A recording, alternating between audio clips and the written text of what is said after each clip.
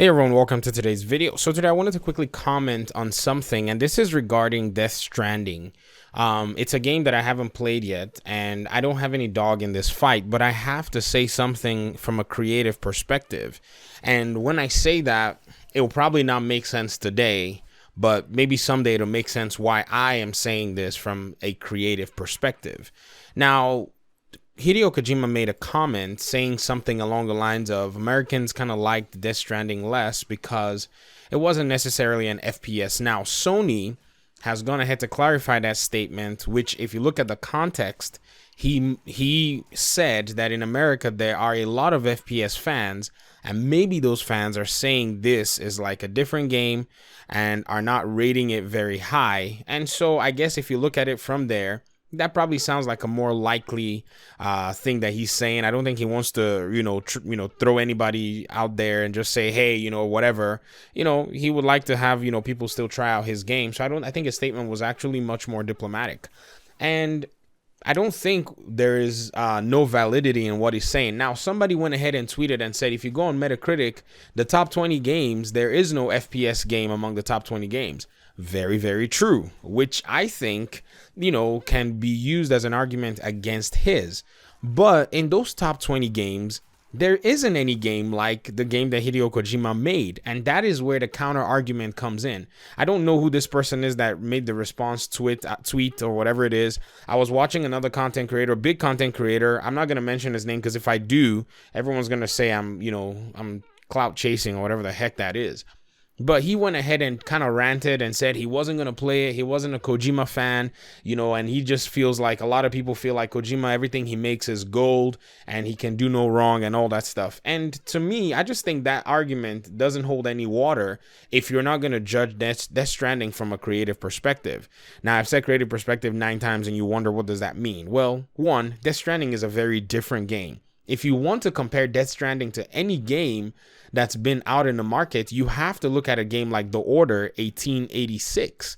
That is a game that I would say that Death Stranding actually follows the line of, because Death Stranding, from a lot of the gameplay that I've been watching, and I know I'm not going to, lie, I've been watching gameplay. I don't care about spoilers.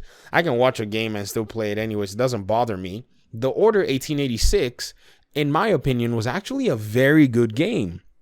This game was given a Metacritic score of 63% because people did not like the cinematic aspect of the game.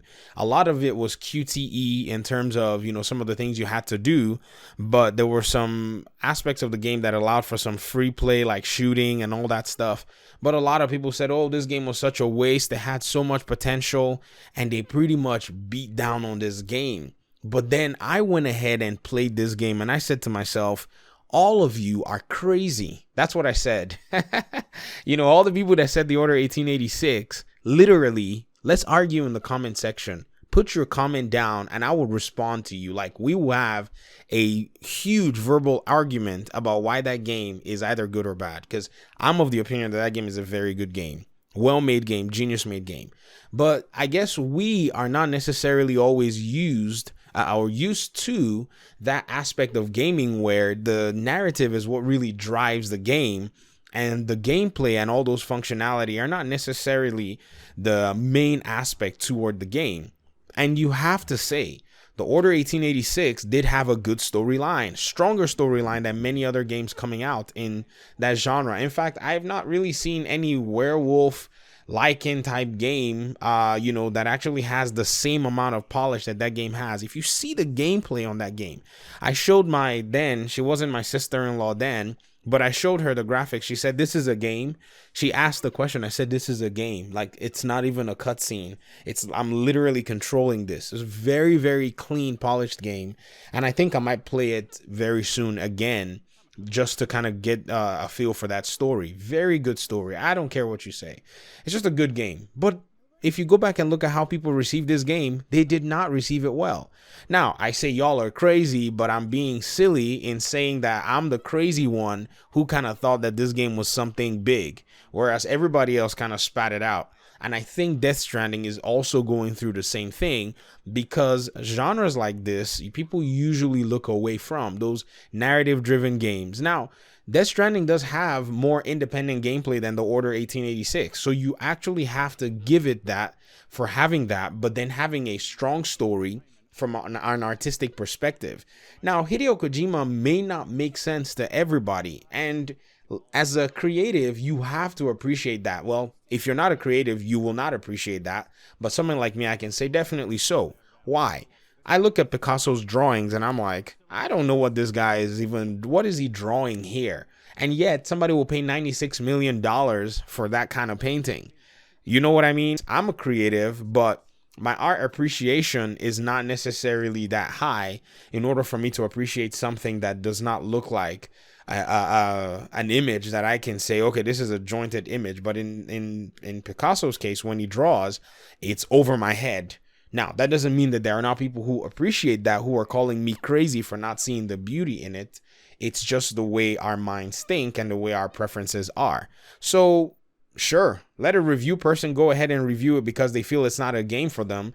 That's their business. In the end, when you play the game for yourself, you'll know if you like it. And what's even funny is a lot of people who are coming from the first person genre, who are coming from FPS games, who say, you know what, let me give this game a little pickup. Let me see what it's about.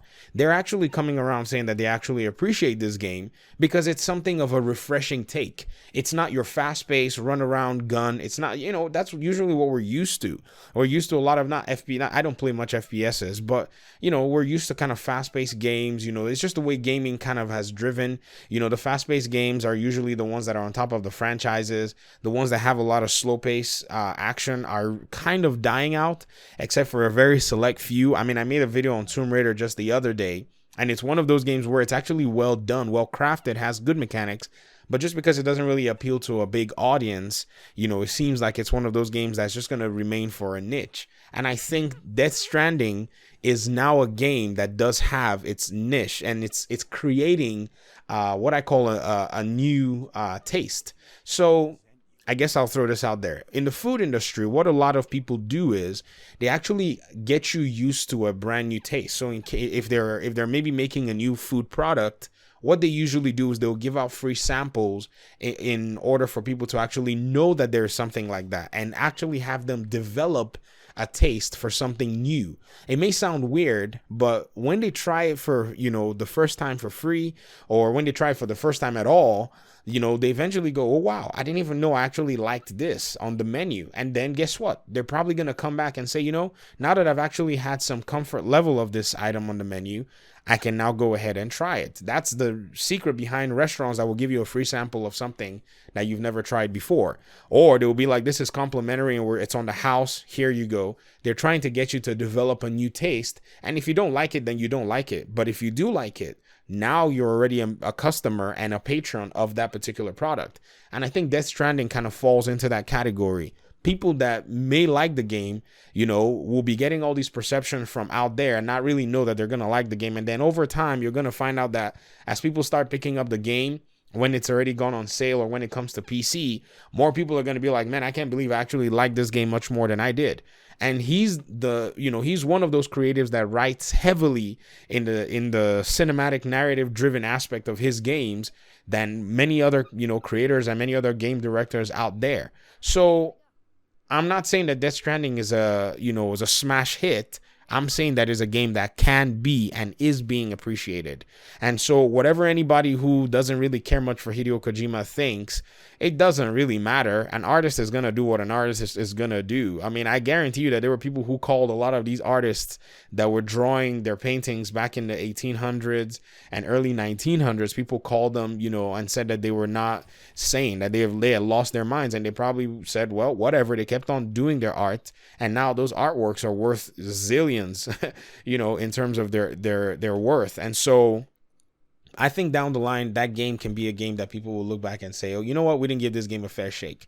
And, you know, the Order 1886, the way it is right now, when it came out in 2015, and, you know, Ready at Dawn and, you know, some of Santa Monica Studio actually worked on this, the way it actually was received, it didn't seem like, you know, they could make any other game in that same kind of, you know, genre. I don't even think they were actually interested in making even a fan, I would say fan suggested aspect of the game, like, okay, give us more gameplay and all that. just because people kind of just spat on the game the way it is. So we have to appreciate polish. We have to appreciate games that come out in their own right and are good. Don't just call them nonsense because somebody is just walking around and delivering aspects of the game.